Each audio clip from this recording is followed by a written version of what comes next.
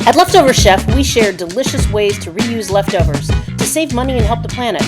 Welcome to an occasional spin on the show, Celebrity Chef Chat. I'll talk with a well-known and talented chef about their career, food, and a favorite leftover recipe that you can make at home.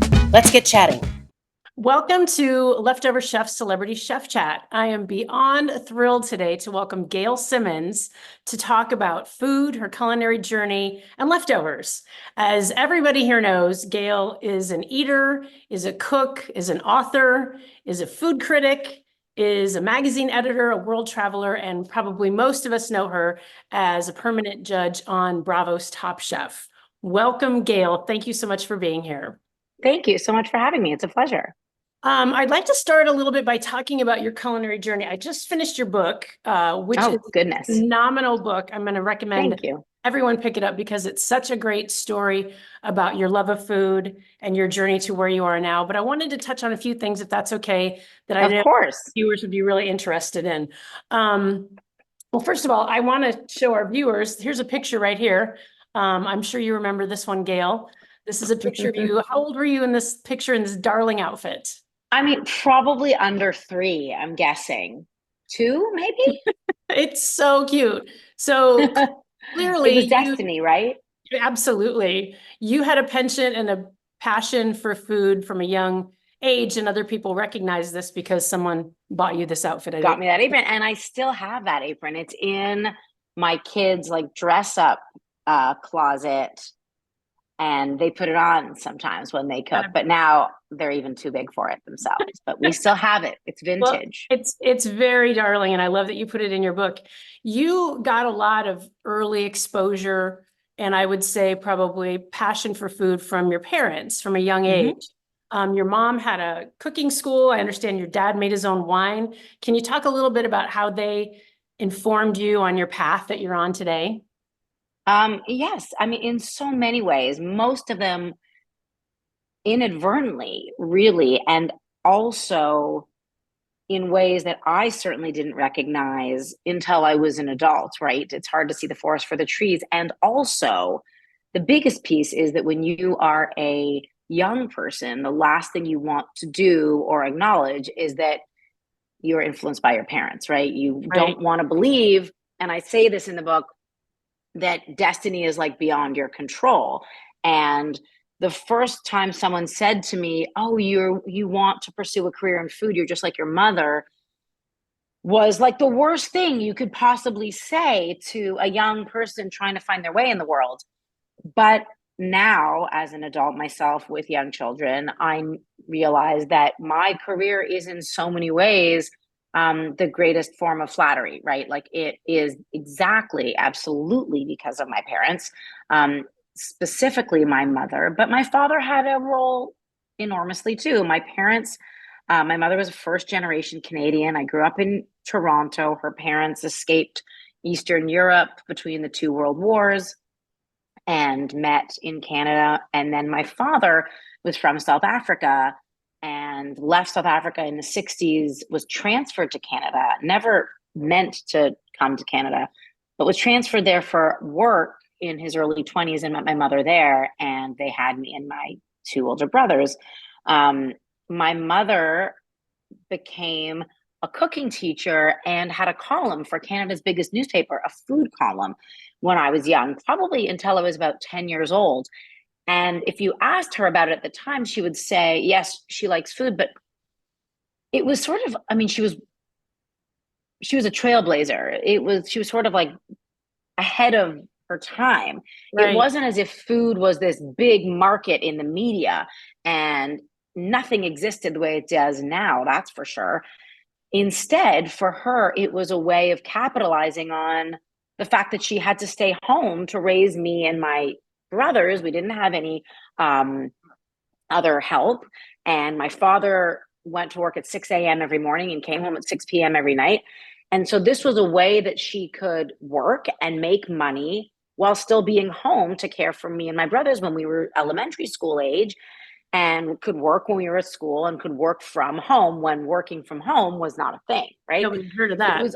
Yes. And it was also at a really pivotal time in kind of like the industrialization of food, technology and food, because it was really, we're talking the early 80s, late 70s, early 80s when the microwave became a thing. And in the history of women's domesticity, like in the world of home ec, these words that you don't hear anymore, Right. um, you know, the microwave like revolutionized things in so many ways that we aren't even aware of. And so while her friends were all getting microwaves and learning to make food convenient and fast because they wanted to get out into the workforce, she was slowing down and learning to cook. Well, she was a great cook naturally, but was, capitalizing on and trying to kind of preach the gospel of homemade, well cooked, local food,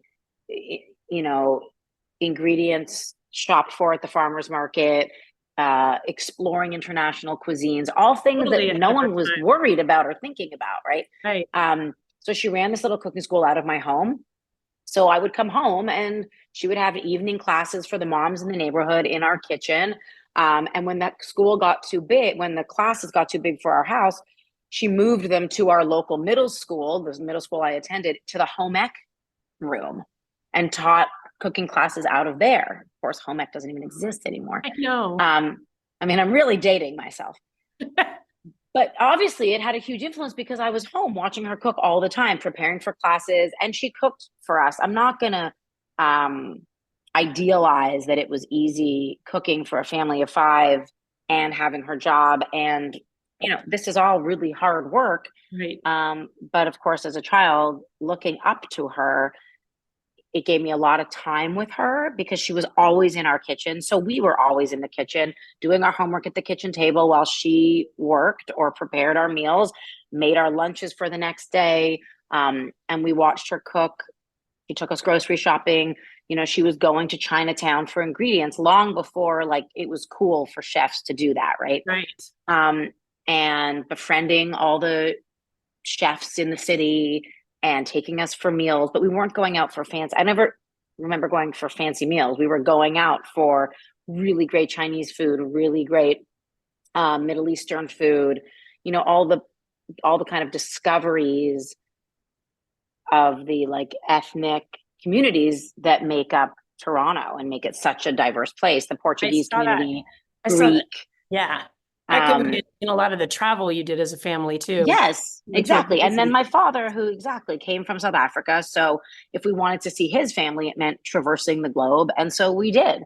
And we spent, at least once a year or once every other year going back to South Africa to see his family and then taking trips from there. Back then there wasn't a direct flight. So it meant stopping in London. And my parents just, that was their passion. We didn't spend the money that they had on I don't know, cars or clothes or anything. Which, much to my Experiences. chagrin, all my friends drove fancier, parents drove fancier cars, lived in fancier houses, but we traveled a ton. And when I came to adulthood, I realized the real value of that. And of course, all of these things, including my dad making wine in our basement and pickling cucumbers every late summer and making applesauce in the fall for us that he would keep in our cellar.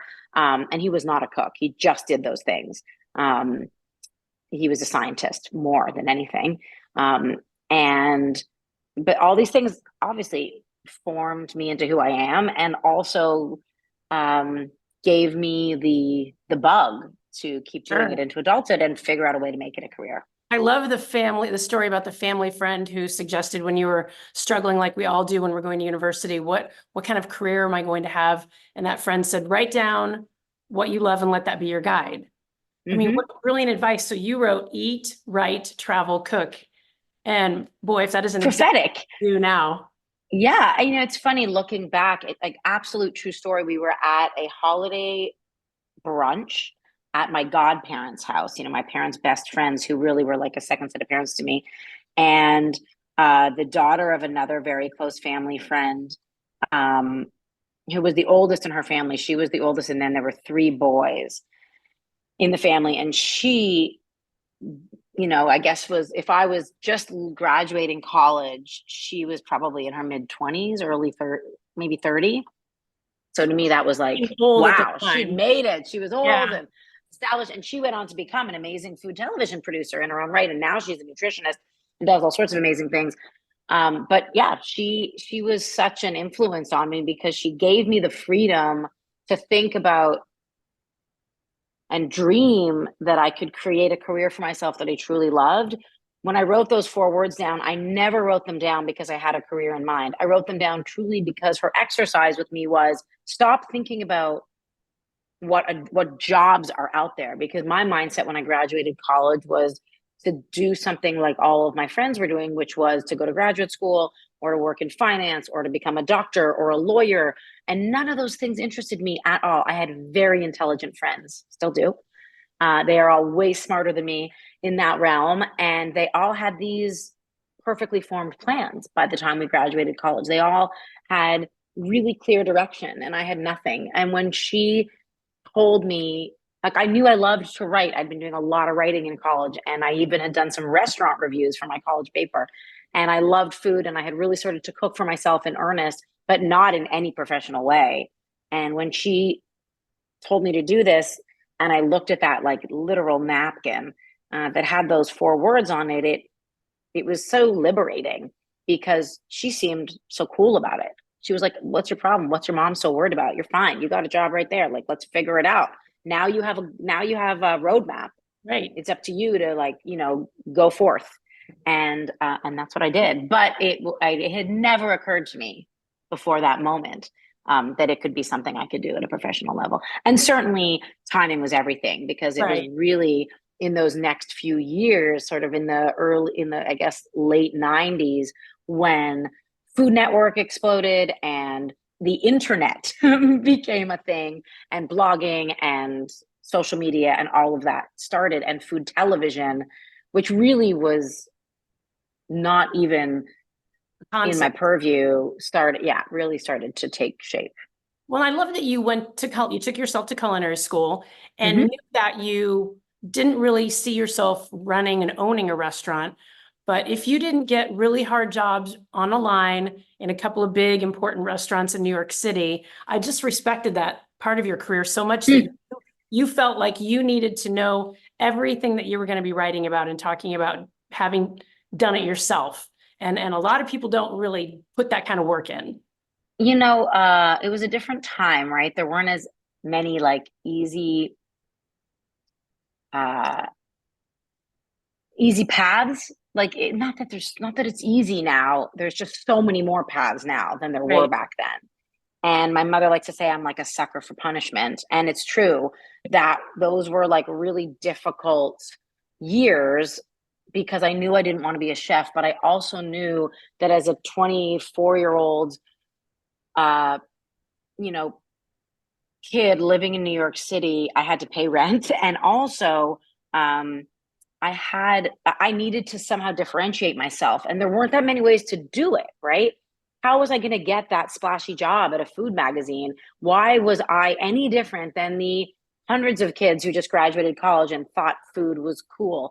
And it was such a hard learned lesson. My first job after college, after I wrote those words down on a napkin, I actually got a job in Toronto at a magazine and then at a newspaper. And it was at the newspaper that I sort of realized, okay, food is what I'm leaning towards, what I love.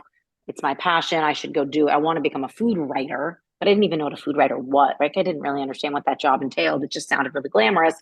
And my editor said to me in quite a harsh way, but thankfully didn't mince words, and was like, just because you like to eat doesn't mean you can be a food writer.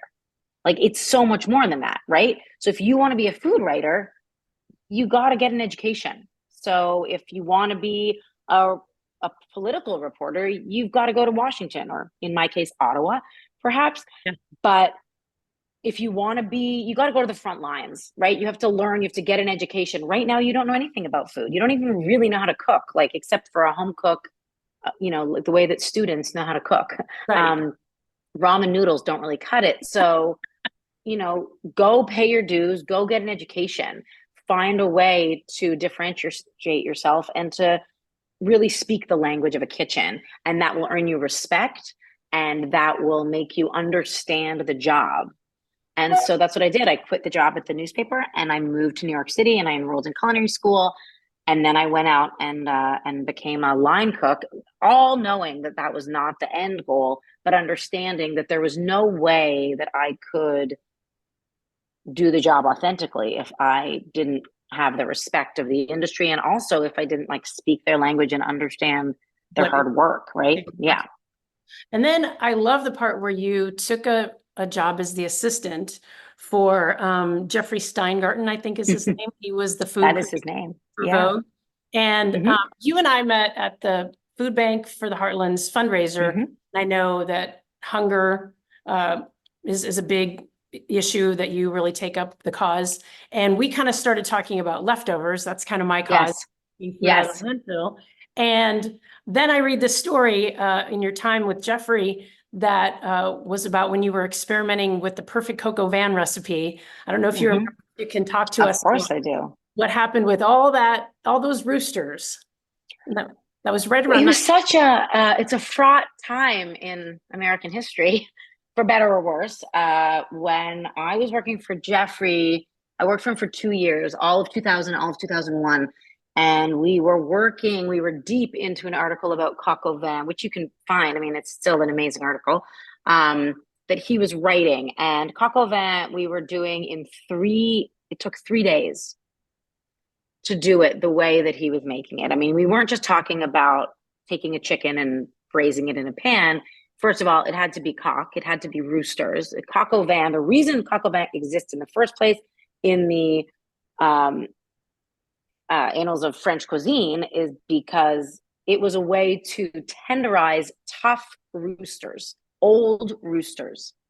When farmers would have old roosters that were no longer good for breeding purposes, they would kill the rooster and they needed to cook the rooster. But the problem with an old rooster is it is very tough. So coq au vin, by braising it in red wine, it breaks down the muscle and it tenderizes it, and you braise it for hours and hours. And that's how you make coq au vin. And that's where it came from. So, of course, Jeffrey, never doing things the easy way, was like, well, first we got to find some roosters, some old roosters. We're not doing these with fresh baby chickens, organic chickens that were like, killed just for us. We have to find an old rooster source. So I spent a long time researching and having, setting up a pipeline of old roosters coming I don't into think anybody's ever uttered that phrase before. Yes, true enough. You're right. And this was the work that really set me up for the rest of my life. I will never underestimate the power of research, doing your research. And then we had a recipe that, we would brine the roosters and cook them over, of course, 2 days. And every recipe he made, we would test and retest so many times. And of course, there was just two of us. So as you can imagine, there was a lot of leftover rooster. In the middle of this project, really smack in the middle of all of the roosters at various stages of cooking, 9/11 happened. And we were working in Union Square in New York City at the time. So I could stand on our corner. I did stand on the corner of his street and watch the towers fall right in front of my eyes. And for days, we sat in his apartment, very paralyzed, not knowing if we should flee. My apartment was actually evacuated. I had to evacuate my apartment because I was below 14th Street and I was right at the biggest hospital at the time. And the smoke and debris was everywhere. And so I left my apartment and went actually to move in with my boyfriend, who is now my husband. And I would go to Jeffrey's every day. And Jeffrey's way of handling the situation was just to keep cooking those roosters. Head down, let's just, he needed to keep his hands busy, I guess. Sure. Which I understand. I remember at the time being like, I just want to get out of the city. I am not even an American. But I am worried about not being an American, living in America, and I feel that a lot these days. And well, now I'm an American, to be clear, but maybe I should just go home to Canada. The stress was too much. My parents were freaking out that I was living in downtown New York while all this was happening. All to say, the roosters. It turned out the assistant who was Jeffrey's assistant before me had married the chef from Balthazar, an iconic restaurant in New York. Right. He was the chef there for 20 years. And he and a bunch of other chefs organized a boat that could go down the Hudson River and deliver food because you couldn't get down there. There were no roads anymore in. Right. It was all blocked off. But they had a boat that could deliver down the Hudson River to all of the rescue workers, the thousands and thousands of rescue workers who were working day in and day out there, and needed to be fed. So all of the restaurants of New York City got together and they would cook and deliver food to the boat every day, and the boat would take it down the river to feed all the rescue workers, and it felt like the perfect thing to do. So every night we'd cook roosters all day, and every night we'd pack up the coq au vin, and I would walk them over to the West Side Highway to the boat and pass them on to Lee and Riyadh, the chefs at Balthazar, who are no longer there. They now have a bunch of their own restaurants, and they would deliver them down to the rescue workers. So I like to think that our coq au vin project was, you know, it fueled a lot of good, Right. our leftovers. And I'm sure you were wondering, at the time, what are we going to do with all of these roosters? Yep. But the world had a way of finding right. us a purpose, and it felt really good at the time, because otherwise we were living in a very, paralyzed state. I love stories that combine a little bit of glimmer of hope and good that came out of Mm-hmm. this dark time. So Yes. I'm so Yes. appreciative you shared that story. Thank you. Thank you. And then you had you went to Food and Wine magazine. You started writing more, not started writing. Mm-hmm. Yeah, no, but really it was where I was able to, in my own right. Yes. I mean, I went in between. I worked for Danielle Boulou for a few years, and then I went to Food Wine. Yeah, for sure. And I was at Food Wine for 15 years. And I know our viewers are going to want to know if you watch The Bear and if that rings true to you. I just finished the last season 2 nights ago. Actually, I was taking my time with it, mostly out of anxiety. Yes, it rings true on a lot of levels. It definitely evokes a lot of anxiety, but I think actually they get a lot of things right. They had really good consultants, Maddie Matson, obviously, Right. who is a fellow Canadian, and Will Guidera, an old friend who consulted on the season, Courtney Storer, the creator's sister, who was a chef in LA for many years and who I used to go into her restaurant all the time. I actually just saw her pretty recently, and she reminded me, she had memories of when I used to come into John and Vinny's, the restaurant where she was the chef, with my daughter, and my daughter would just like wreak havoc. My daughter was obsessed with their wine, with one of the partners who was their sommelier. And she would just run around, like chasing her around, screaming her name in the restaurant. And Courtney would be cooking and listening to my daughter running around. So yes, they're really good people and they know what they're talking about. I think, just like Top Chef, I say this, it is still a television show, right? Its purpose is to entertain, first and foremost. Right. So I will say that there are definitely things about The Bear that I think are exaggerated a little bit for entertainment purposes. Yeah, for entertainment and to really like what's the word, to like move the story forward. The story, yes. It's dramatic. I mean, Carmen needs some real therapy, but Tom Colicchio and I talk about The Bear a lot. Whenever we're together, and he said something after season 1, we talked about it a lot. And I actually think season 2 was the best season. I agree. But Tom said something to me that I just loved, and I think about all the time about The Bear in particular, because obviously for Tom, it's like a lot of his friends and hits home for him in so many ways.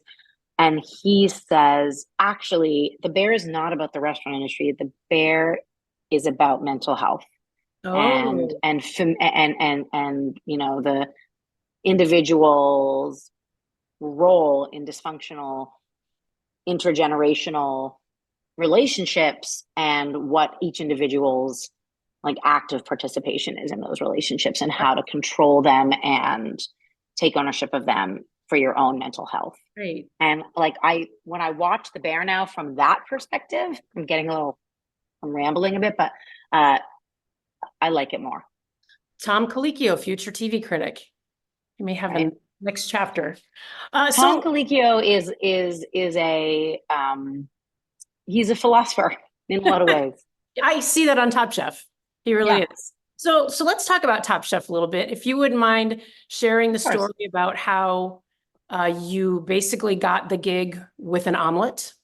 Yes. Well, thankfully not my omelet, or I probably wouldn't have got the gig. But I was working at Toronto at Food and Wine magazine at the time, and my role at the magazine had nothing to do with television. Not nothing to do, but very little to do with television. I was running the Food and Wine Classic in Aspen, which is a huge food festival. I think I'm going next and year. it was you must. It's amazing. Yes. I hope to be there. And I was running the festival, my head down, loved my job. I had peaked. Like, in my opinion, truthfully, I had found my dream job, because in my whole time working for Jeffrey, Danielle, cooking, wanting to be a food writer. That was my goal. And then when I got to after Jeffrey, when I went to work for Danielle, I realized that, you know what I love more than food writing? I love being with other human beings. Writing is very, very isolating. Lonely. And I admitted to myself that I'm like a really social person.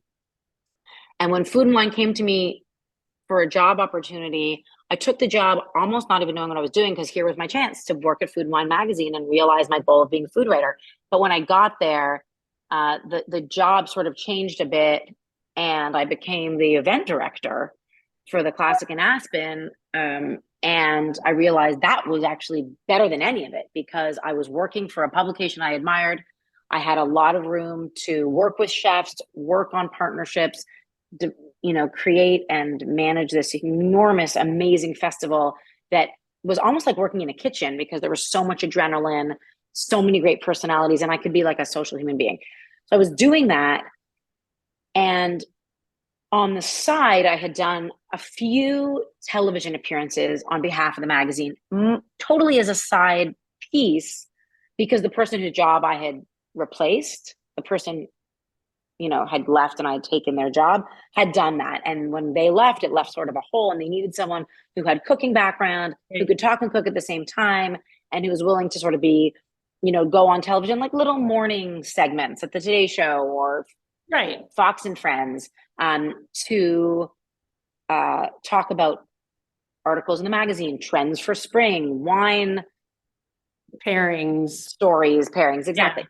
So I had done, I was going to say at the time, maybe 4 TV segments, each running about 3.5 minutes long. That was the extent of my television experience. I was working on the Classic in Aspen, and my publisher, who I literally just came back from lunch with not a half an hour ago, who's still one of my dearest friends, came to me and said, Bravo, which at the time was an arts network. It was just transforming from being like where Inside the Actors Studio lived. Oh, yeah. To Queer Eye for the Straight Guy had been a huge success, and it was at its sort of height. And Project Runway had just premiered its first season. And Bravo had come to Food and Wine and said, we have this idea for a show. It's basically Project Runway, but for young cooks, discovering young talent. But we know nothing about the food world. So Food and Wine, will you partner with us? And if you share your knowledge and your relationships with chefs and help us with the prize, we will take one of your editors and put them at the judges' table as one of the critics on the show representing the magazine. And my publisher had the foresight, even in those early days when there had not been a single other American reality food television show in existence. The only reality food television show on the air at the time was Iron Chef Japan. Sure. And she had the foresight to say, this is a good idea. It exposes us to a younger audience, a wider audience. Television is something that would be really valuable, and this makes a lot of sense. They trusted Bravo because Project Runway had been so successful. Tom Colicchio had just signed on as the head judge, and Food and Wine had a long-standing relationship with him. And he was like a real chef's chef. You know, he wasn't on the Food Network, for example, and He was working on his he own was restaurant. really like working in his restaurant, Gramercy Tavern, head down, so admired in our industry. And so they sent a few of us for a screen test to see if any of us resonated with the network in that role. And I didn't know what a screen test was. I had no idea what reality food television was, what competition was. And I sort of went there haphazardly, not knowing what to expect. They put me in a small room with a camera and peppered me with questions. I went back to my job, went back to my work, literally didn't think much of it. And a couple weeks went by and I kind of like was like, okay, well, whatever that was, fine. And about 3 weeks later, my publisher called me back into her office and said, Bravo wants you to do this show as the Food and Wine representative. You leave in 2 weeks from now for San Francisco to shoot this season. And I had no idea what that was. I packed up, I went to San Francisco on a lark. That first day on set, none of us knew what we were doing. It was all sort of this grand experiment. Our production company was awesome, but they too were figuring it out as we went along because nothing like it had really been done before. Real cooks, real chefs. That was exactly what was happening.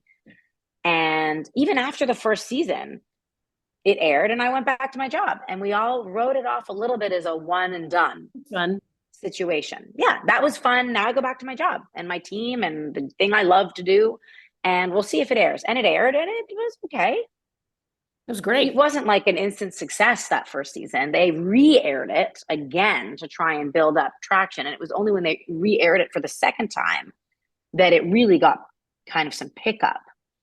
And they renewed it for a second season and then a third. And I remember going to my publisher when we were going into the third season saying, hey, like, I think we need to figure out my job because all of a sudden I kind of have two jobs and I'm not doing either of them well. And I'm feeling a little bit like I'm drowning here. And because if it goes on to a fourth season, like we need a plan. And I remember we laugh about it now, but at the time she was like, fourth season, like, calm down, slow your roll, girl. Fourth season. Who gets a fourth season? Like that doesn't make any sense. And I leave for our 22nd season on Saturday. So that ended up being in Canada. Yeah. No. And here we are. And it, you know, obviously it has evolved. My role has evolved. And it's been at this point, the better part of my adult life has been at the judges table. I've watched since the first season. It's my favorite. It's my favorite thing when I hear that it's, you know, premiering the next season. Thank you. We were talking about Top Chef when we met, and we were talking about food sustainability, and you had a great story for me on how Top Chef really participates in food sustainability because you have these giant pantries in these cities you go to. And of course, my question was, what happens to all that food? Can you share with my viewers what happens to all that food? Yeah, I mean, every season is a little different because every season is in a different city all over the country, all over the world. And there are different laws that exist in every place. But more often than not, our culinary director, who is amazing, who has been with us, I mean, she was a contestant on season 5, Jamie Lauren, and now she runs our entire culinary department. And it's a huge job. She is really great about working with local communities and figuring out ways to donate the food. So there's various stages of the food. Obviously, once the food has been cooked and it's cooked in relatively small portions, that's not an issue. If it's cooked, we all eat it. Like I eat my plate. Any leftovers gets eaten by our crew. I love that. I also go grocery shopping in the Top Chef kitchen all the time at the end of the day if I need something to take home with me. But there is a lot of raw food, right? We have an entire refrigerator case of butter and cheese. We have an entire, you see the Top Chef kitchen, it looks like a grocery store. And it all has to look great on camera. So they're constantly taking out stuff that's a few days old and putting newer stuff out, fresh herbs, fresh everything all the time. And they almost always have a local food pantry partner that they donate food to in all those cases. Like they don't let it go to waste. They're really great about. The good news is that because we sort of plonk down in a different city, but we ingratiate ourselves very quickly in the food community there because we're using restaurant locations and so many guest chefs and local. We work with local tourism boards and we work with local government on so many levels. It's easy to find whatever the nonprofit is in that area that works with the chef community, because in almost every city, just like Food Bank for the Heartland, or its equivalent in New York that I sit on the board of, City Harvest, almost every city has a food rescue organization, right, and a food bank and multiple food pantries through the Feeding America pipeline. So almost, I don't know a single chef in a single city around the world who isn't connected in some way or another to the hunger cause. And so it's very easy to go to any of the chefs that we work with and say, hey, what is the food bank organization in this place that you work with to donate your food, to donate your time, to raise money for, and we work through them. I love how it's easier for the professionals to connect with those organizations now. I mean, you didn't really hear much about it 10 or 15 years ago, or even 5 years ago, but it's extraordinary how there's a bigger spotlight, not only on the hunger, but the component where we can feed those people with food that otherwise, create greenhouse gases in a landfill. So it's marvelous, connection among all three. Yes, it's a complicated system, and we all know it's not a perfect system. In a perfect world, we should not be the Band-Aid, right? We really are a Band-Aid. We're not a solution. We'll never be. Food banks and food pantries are not a solution for feeding people. Right. The solution lies in government, right? Access and subsidies and all of that stuff. Agreed.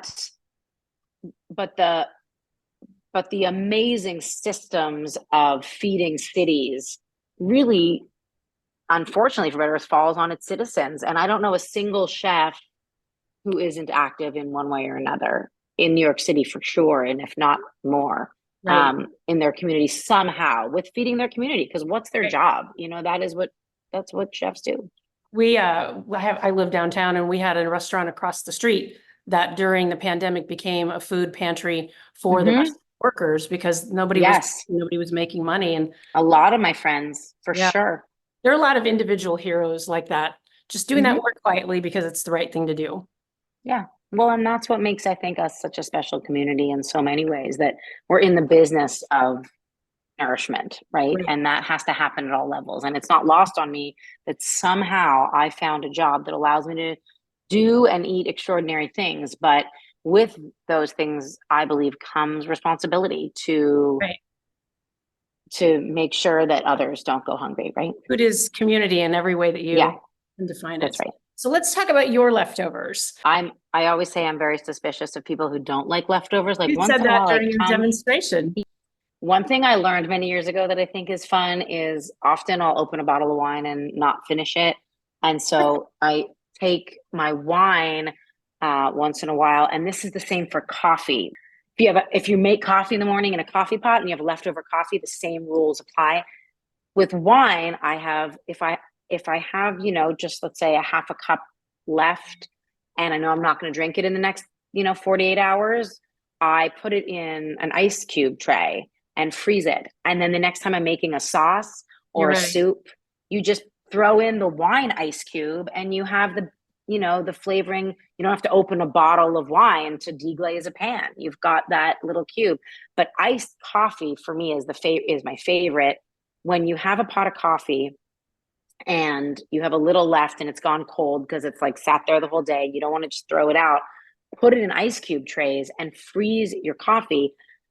You know how the complaint always is when you make iced coffee that you put a bunch of ice in it and then it like dilutes the coffee. Right. That's fantastic. And by the end of your thing of iced coffee in the summer, it's all watery and not strong enough, and it's just completely diluted. Well, if you make your iced coffee with iced coffee cubes, then it does not dilute the coffee. I've never heard of that. Excellent. Oh, here's one other thing. Okay. My other tip, it is my little ramble on bucatini. Bucatini, I believe, is the answer to saving the world a little bit. Okay. Bucatini, besides being my favorite pasta shape because it's the best, most slurpable, satisfying chew, is that everyone has issues with straws, right? Plastic straws are banned. If they're not banned where you live, they should be banned. They are destroying our oceans. They are landfills. They are all the bad things. Thousands and thousands and thousands of millions of straws in the world. But the problem is many of the sustainable versions of straws are also problematic. The paper straws that you put into your drink and after 3 minutes have gone completely soggy and they come apart. Yeah. Well, the answer I always tell people is bucatini. Bucatini is a straw. It does not get mushy in cold beverages. It only cooks and softens in hot water, and you don't drink anything hot through a straw. That's Right. dangerous. So you buy a box of bucatini, and all of a sudden you have a box of straws, and they compost, and they're obviously completely perfect. I learned that I was at a coffee shop once and I ordered an iced coffee and they brought it to me with a bucatini in it. And I was like, this is genius. It's compostable. It's the perfect straw. It never gets soggy or soft or comes apart in the cold, icy drink. And it is the perfect solution. That's the best idea I've heard There in you go. a long time. Bucatini for president. Okay, my last question for you, Gail, is what would be your like desert island or death row kind of last meal? Yeah. I get this question a lot and it's tricky mostly because I am a glutton. Like there's nothing I don't have one favorite thing because I love everything and I want to eat everything.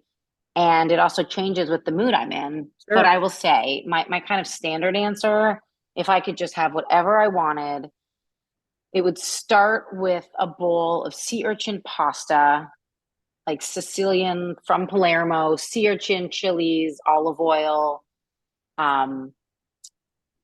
extra sea urchin because because it's my meal. Correct. I would probably have some sort of a tomahawk steak, really well seasoned, well charred. I would want a side of sweet corn on the cob because I could eat right now all the corn on the cob. And I'd finish with dessert because I always want dessert, and it would be like a butterscotch pudding or a chocolate mousse or something really decadent and luxurious and texturally satisfying.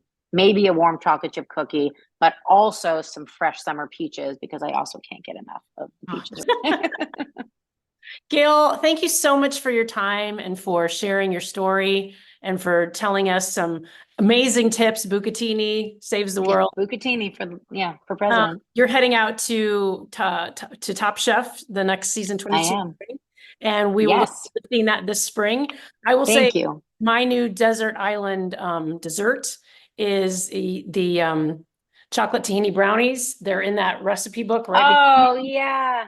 I can't get enough of them. I've introduced so many people to them. So if you want the recipe, check out Gail's book. It's amazing. Nobody would ever think chocolate and tahini together.